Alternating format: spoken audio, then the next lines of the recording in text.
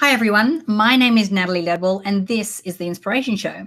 Today on the show, my special guest is a very good friend of mine, and we're going to be talking about the brain and brain science and how we can take from our mind and create a reality or create matter in our current reality. It's going to be really exciting. But before I introduce who my special guest is, I just want to remind you that when the show is over, don't forget to click the link below this video so that you can download the ebook version of my book, In Your Wildest Dreams. So you can read that at your leisure. So please let me introduce my special guest, Dawson Church. Hi, Dawson. How are you? Hey, Natalie, I'm doing great and good to see you as always. As always, my friend. Now, you have a new book out called Mind to Matter, which we'll talk about in a minute. And you have been a guest on my show before. But for those people who may not have caught the previous show, can you give us a little bit of a background about what it is that you do and how you got to writing this particular book? Sure. Well, I do research. I also do charitable work, training people to use various tools to reduce their stress levels and shift both their psychological and their biological reality. So I teach meditation, I teach EFT tapping, and so for the last 15 years or so, I have had a program called the Veteran Stress Project that treats veterans free of charge using these tools to help them with PTSD. And so my mission is to help train people and help them apply these things to really make a big impact on their health and well-being. Great. So, and we were just talking before we started recording the show about how you had a previous, what was the name of the previous book? Previous book was called The Genie in Your Genes. It's about epigenetics and the whole way that your thinking, your feeling, your experiences affect your gene expression. That's right. And it was quite a encyclopedia of a book because it really did cover everything. And epigenetics is a fairly new kind of science. So, so what specifically is that science?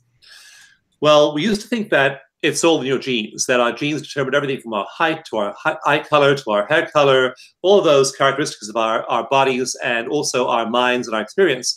We now realize, though, that only about 15% of your genes code for those fixed characteristics. The other 85% are engaged dynamically based on your thoughts, your feelings, your emotions, your experiences, and your environment. And so the Genie in Your Genes is all about the whole idea that as you change your thoughts, as you change your consciousness, you change your awareness, especially as you de-stress yourself, when your stress level drops, all kinds of genes are turned on or off, and they have a big effect on your body. So that was the whole science behind that, and it's now become a huge factor in people's awareness, not just psychologically, but medically as well.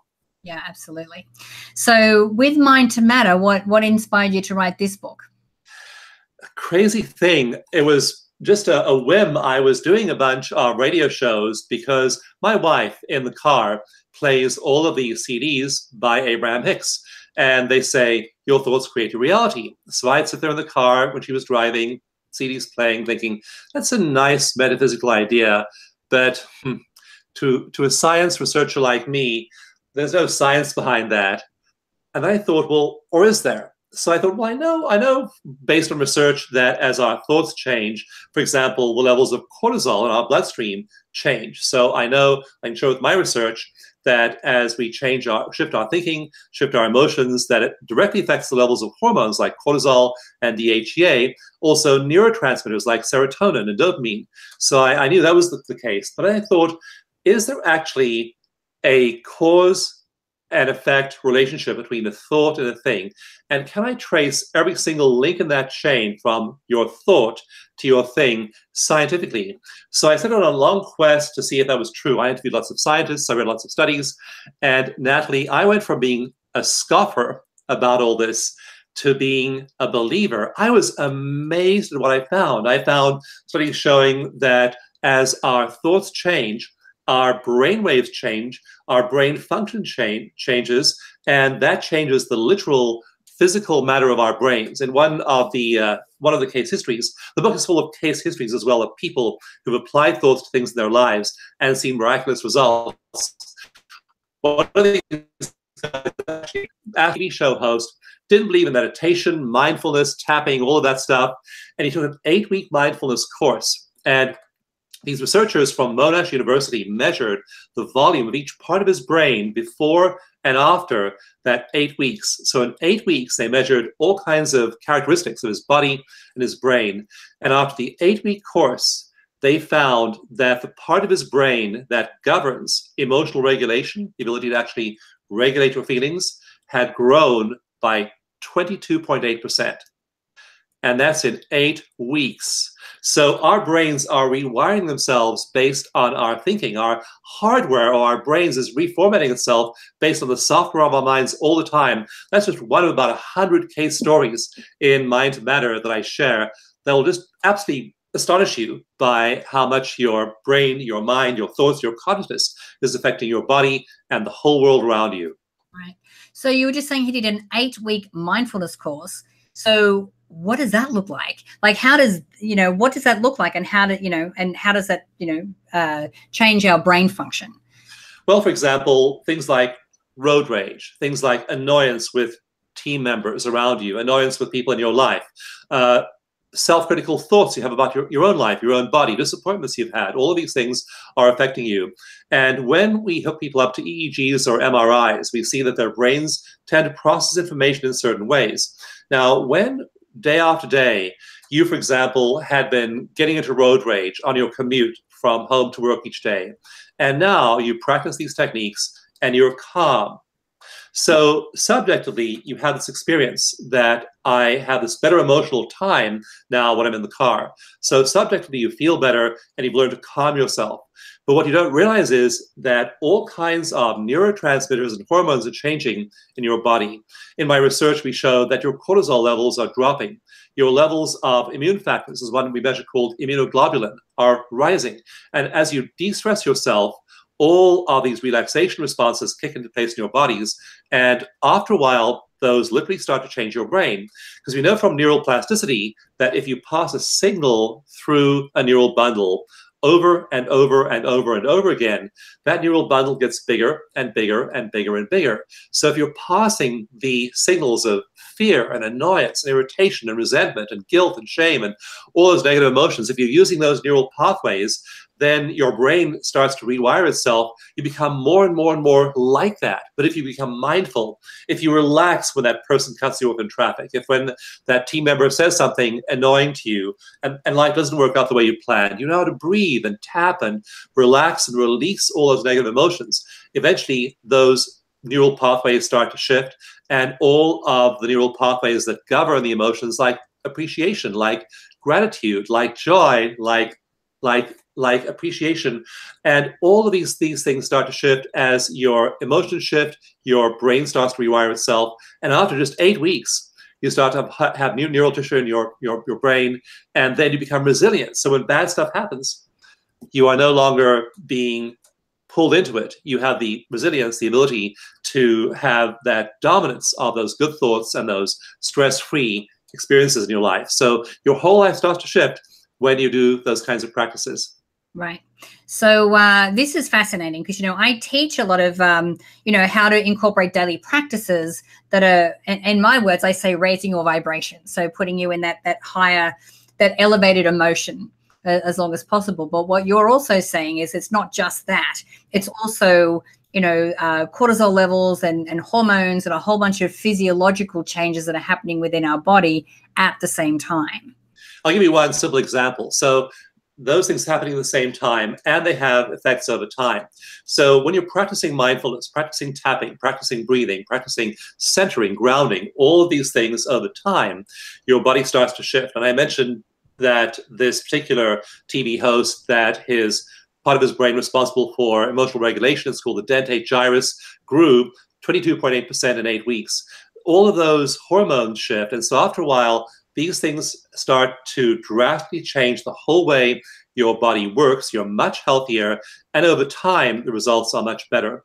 So one piece of research, just one of the many in the book, shows that optimists, people who are happy and optimistic and explain the world in a hopeful perspective, optimists live on average 8 years longer than pessimists. So if you're miserable and you're seeing the world through dark glasses rather than rose-colored glasses, then that's taking a toll on your health. And you have 8 years left to play with your grandchildren, travel the world, serve a charity, do all the things you might have otherwise done. So it takes a big toll. That's just one study. If you don't know how to regulate your stress, if you are emotionally reactive, if you're angry, all of those things wreak havoc with your body over the long term, and you have a much less healthy life and a much shorter life.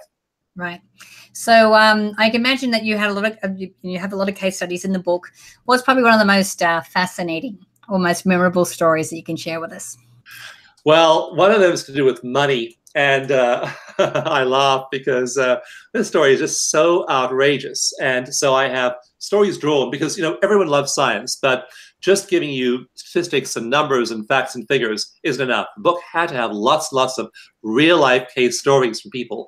And they are stunning stories of how they manifested from mind to matter. The whole last half of the book is doing this outside of ourselves. The first half of the book is all about doing it in our bodies for our health. The whole last half is how we affect molecules and atoms and the material reality around us, often at a long distance. And these are just wild stories.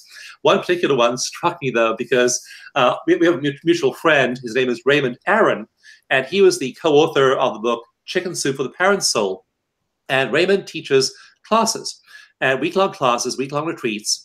And at the beginning, he asks people, what's your goal? What would you like to have manifest in the retreat in the next 7 days? So Raymond was teaching a workshop. I tell the story in the book. And one guy stood up and said, in the next 7 days, I want to manifest $1 million. Now, Ray didn't say anything, but inside he was thinking, give me a break. This guy wants to manifest $1 million in 7 days. This guy was, he had a stem cell company. He did stem cell research, and the book talks a lot about stem cells, telomeres, other factors. Stem cells are really important in medicine. And this guy had been plugging away at his stem cell company for years and years and years, was pretty much broke, and having $1 million in 7 days was just totally out of the question. So that was his Ray's self-talk. Raymond never said this to the guy, but he just thought, wow, that's an impossible goal. Then it got worse because the guy next to him stood up and said, I also want $1 million in the next 7 days. Ruh-roh. Now Raymond's saying, oh no.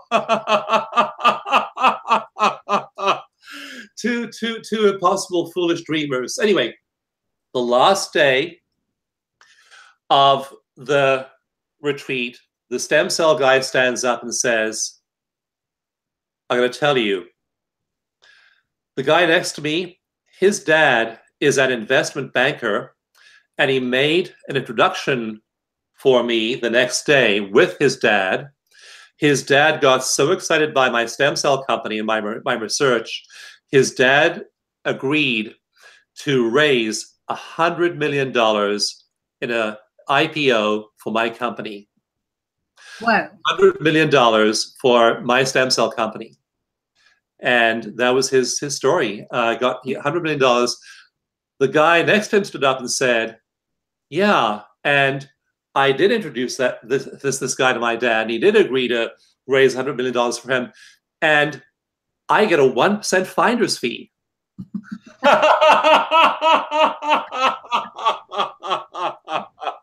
Boom. There are just wildly outrageous stories like that in the book, and they will just make your head spin. There are historical stories from a long time ago.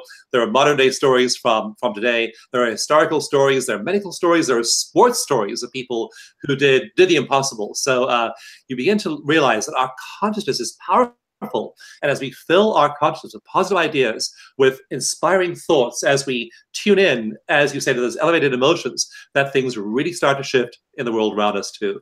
Yeah, no, it's exciting. Well, I can't wait to get my hands on a copy of the book. And you and I both have done some work with our mutual friend, Dr. Joe Dispenza, which we've also witnessed a lot of, how the power of our mind can actually, change our physiology and change our reality and change and heal our bodies. So, I think you and I have plenty of proof, but I really highly recommend that if you're watching this show, that you get your hands on Dawson's book. So where can we send them, Dawson, to be able to connect with you and to do that? The website, to matter, mindtomatter.club. So it's not .com or .org.net, it's .club, mindtomatter.club. And there you'll get a whole bunch of bonuses in addition to getting your copy of the book from your favorite retailer. Wonderful. So guys, that's mindtomatter.club. Is the website, and the banner or the link will be to the side, so you can click on that and go directly through to that. So Dawson, thank you again for being with us today and sharing this information, and best of luck with everything. Natalie, thanks for inspiring me and millions of other people too. Thank you. Wonderful. So guys, I encourage you to share this video. Please, let's get the word out by using the Twitter and the Facebook share buttons on this page. Like I said, Dawson's link is to the side there. And don't forget, after the show's over, click the link below the video so you can download my ebook version of Never in Your Wildest Dreams. So until next time, remember to live large, choose courageously, and love without limits. We'll see you soon.